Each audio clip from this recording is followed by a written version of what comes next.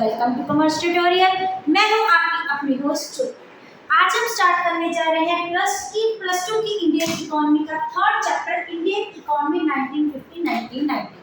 हमने last session में देखा था, हमने इकोनॉमिक चैप्टर कंटिन्यू किया था और हमने उसमें क्या देखा था कि 1950 में एक प्लानिंग कमीशन क्या किया गया था, एस्टेब्लिश किया गया था। और उन्होंने क्या चलाए थे, 5 इयर्स प्लान चलाए गए थे कुछ गोल्स को अचीव करने, जिसमें पहले प्लान में जो कि हमारा 1 अप्रैल 1951 से स्टार्ट हो गए 31 मार्च 1956 तक वो चल रहा था।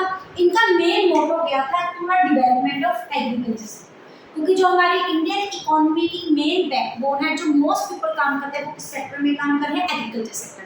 तो वही हम देखेंगे उन प्लान्स की आउटपुट की वजह से हमारे एग्रीकल्चर सेक्टर, इस चैप्टर में वही पढ़ेंगे इंडस्ट्रियल सेक्टर और ट्रेड की कैसी कंडीशन हमारी ओवरकम, कौन से गवर्नमेंट ने स्टेप किस उठाए जिसके कारण की कंडीशंस में इंप्रूवमेंट है।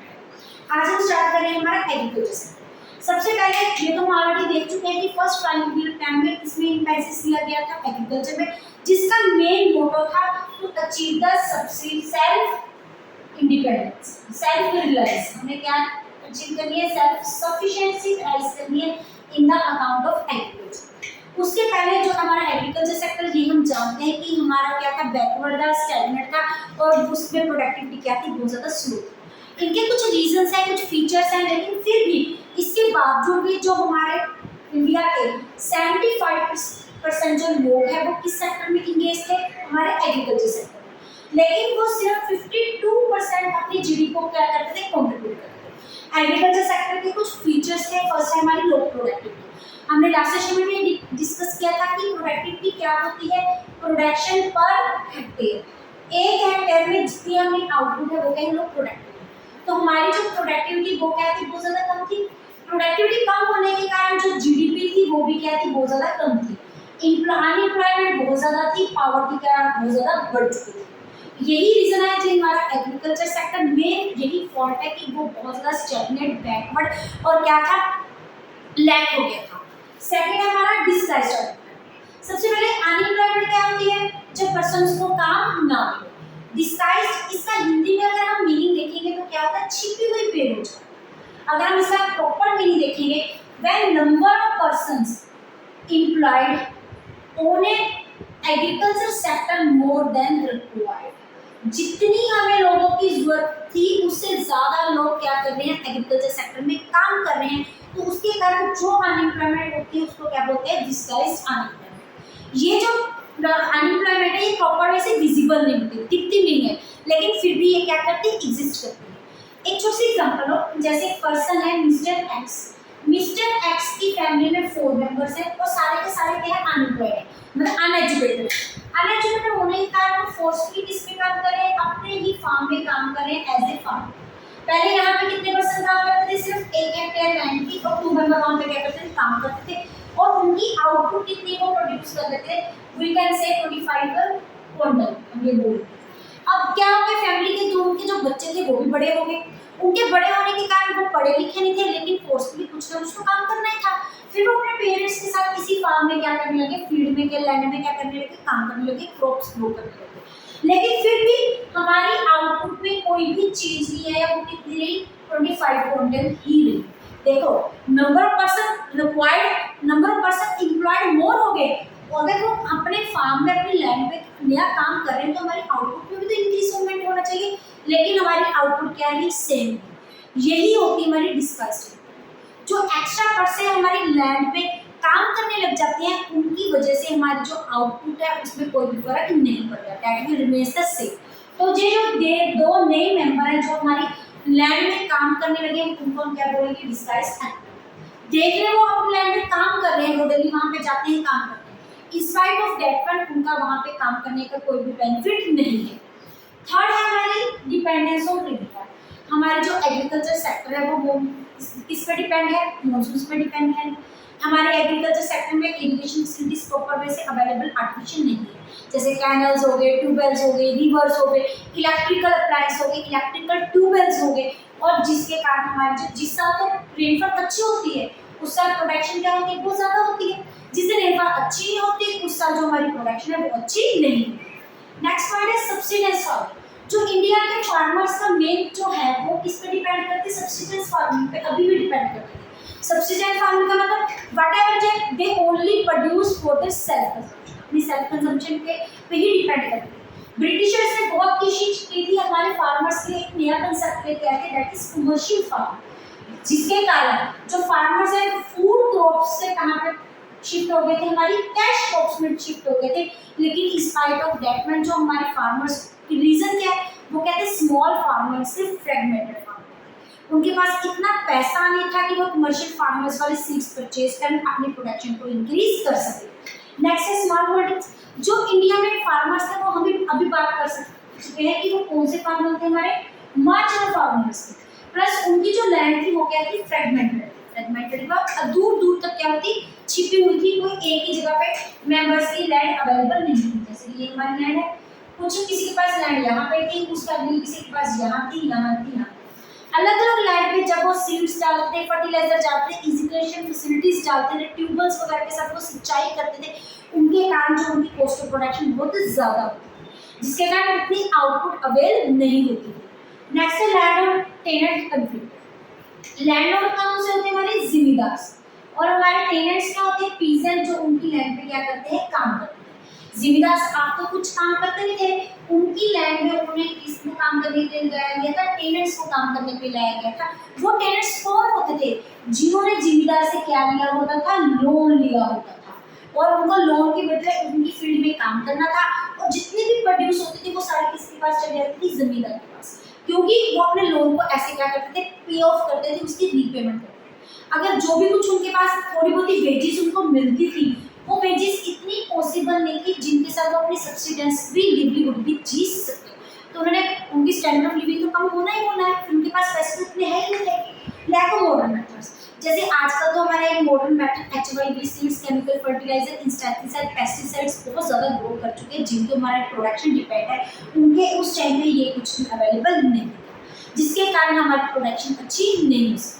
ये उस टाइम के कुछ फीचर्स हैं जब हमने इकोनॉमिक प्लानिंग स्टार्ट की थी ब्रिटिश इरा के जाने के बाद, जो मेन फीचर्स हमारे किस सेक्टर में पाए जाते थे, एग्रीकल्चर सेक्टर। फिर गवर्नमेंट ने इकोनॉमिक प्लानिंग में एक रिफॉर्म्स लाई, जिसका क्या नाम है, अग्रेरियन रिफॉर्म। अग्रेरियन रिफॉर्म का मतलब एग्रीकल्चर, जो एग्रीकल्चर रिफॉर्म चेंजेस, जो एग्रीकल्चर सेक्टर में चेंजेस लाई गई। ये एग्रीकल्चर सेक्टर में चेंजेस क्यों लाई गई, ताकि जो टिलर्स है, टिलर्स मतलब टेनेंट्स की कंडीशन को क्या किया जाए, इंप्रूव किया जाए, उनकी एक्सप्लॉयटेशन को क्या किया जाए, बंद किया जाए।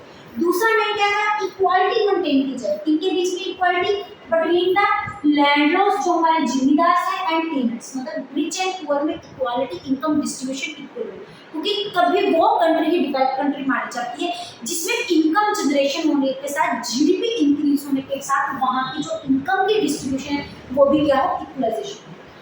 टू टाइप्स के रिफॉर्म लाए गए थे, फर्स्ट होते हैं इंस्टीट्यूशनल रिफॉर्म, जिसको लैंड रिफॉर्म भी बोला जाता था, दूसरे हमारे टेक्निकल रिफॉर्म्स। सबसे पहले इंस्टीट्यूशनल रिफॉर्म्स क्यों लाए गए थे, ताकि हमारे जो लैंड सेटलमेंट सिस्टम के जितने भी डिफेक्ट्स हैं उनको क्या किया जाए, ओवरकम किया जाए, उनको खत्म किया जाए, जिसके कारण हमारे टेनेंट्स की कंडीशंस को क्या किया जाए, इंप्रूव किया जाए, उनकी एक्सप्लॉयटेशन को क्या किया जाए, बंद किया जाए।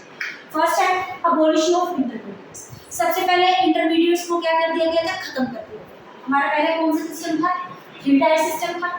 एक तरफ क्या होती थी, गवर्नमेंट, दूसरी तरफ क्या थे, जिम्मेदार, तीसरी तरफ क्या होते थे, टेनेंट्स। जो जिम्मेदार थे वो ज़्यादा से ज़्यादा टेनेंट्स से क्या करते थे, एक्सप्लॉयटेशन करते।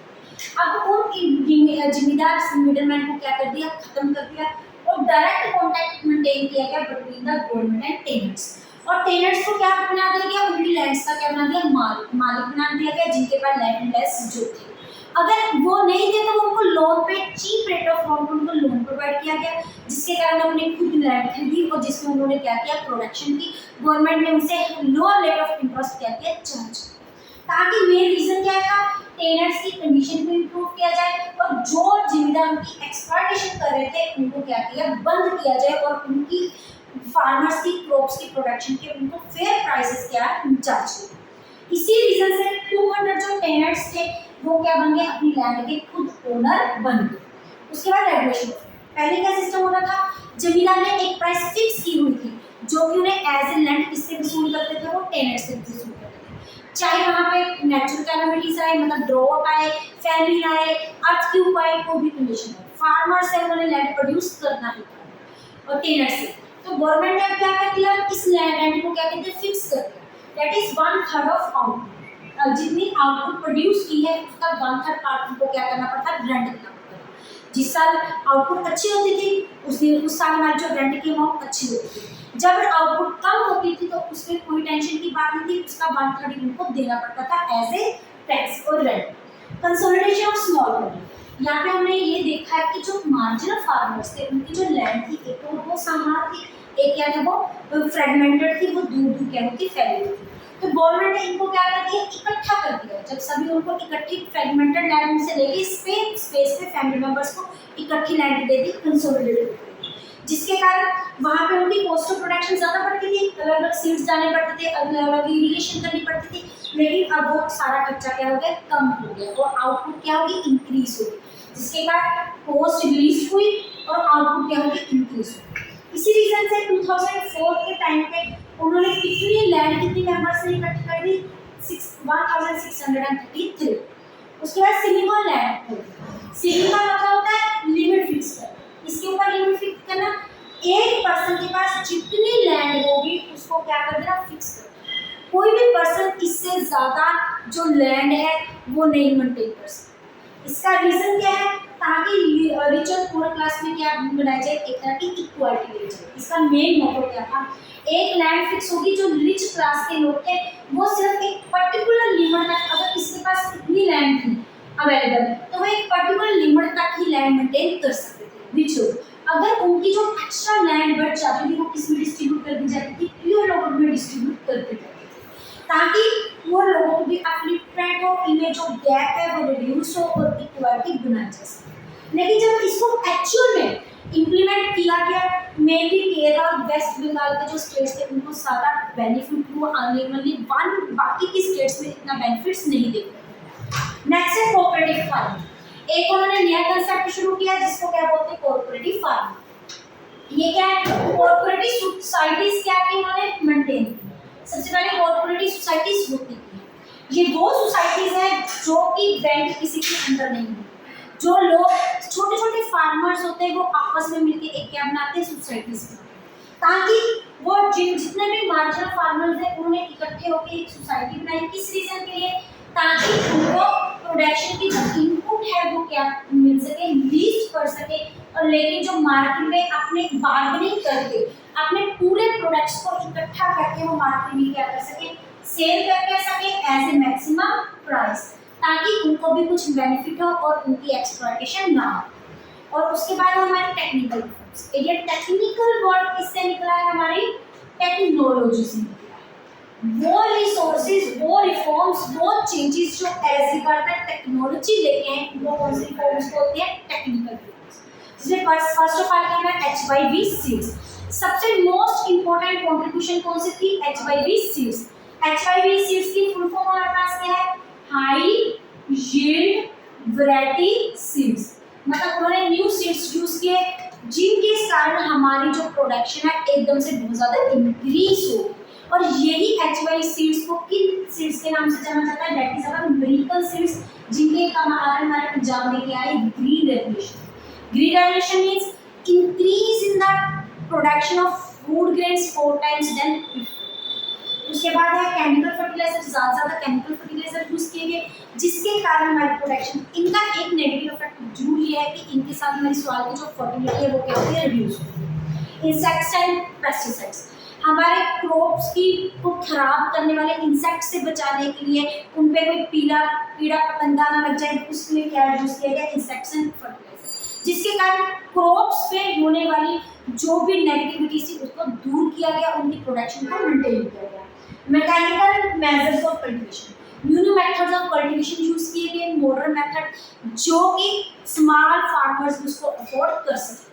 इसलिए बैंक्स ने, कोऑपरेटिव सोसाइटीज ने, फार्मर्स ने, टेनेंट्स ने, गवर्नमेंट ने क्या किया, लोन प्रोवाइड किया special in the rural area for the small and the rural farmers, ताकि वो भी इनका बेनिफिट्स ले सकें और अपना स्टैंडर्ड ऑफ लिविंग इंक्रीज कर सकें, प्रोडक्शन इंक्रीज कर सकें।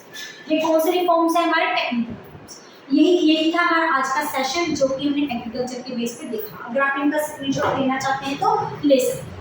वीडियो अच्छी लगे इसको लाइक करें, ज़्यादा से ज़्यादा शेयर करें, चैनल को सब्सक्राइब करना ना भूलें। Thank you, have a nice day.